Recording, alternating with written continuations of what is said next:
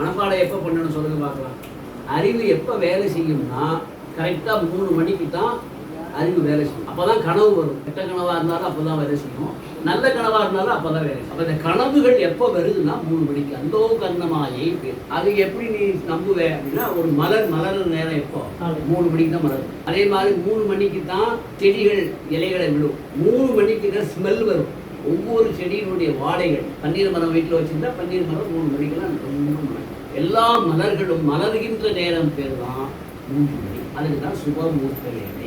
அதே மாதிரி நம்முடைய வயிற்றுக்குள்ள கருத்தன்மை, இரத்தங்கள் உற்பத்தி ஆகிற தன்மை, செல்லுகள் உற்பத்தி ஆகுது. இதை ஒன்று மட்டும் இருக்கக்கூடாது, எல்லாமே அந்த 3 மணிக்கு தான். அறிவு உண்டாகிறது இதெல்லாம் 3 மணி. அந்த நேரத்தை எழுந்து படிக்கணும். மனப்பாடம் எப்போ பண்ணணும்னா 3 மணிக்கு. உலகமே தூங்கும்போது நீங்கள் எந்திக்கணும். அப்போதான் நல்லா தூங்குவோம். இழுத்து போட்டு தூங்கணும். 3 மணிலேருந்து 4:30 மணி வரைக்கும் யாரெல்லாம் படிக்கிறாளோ அவள் நிச்சயமாக நல்ல மாற்றம்.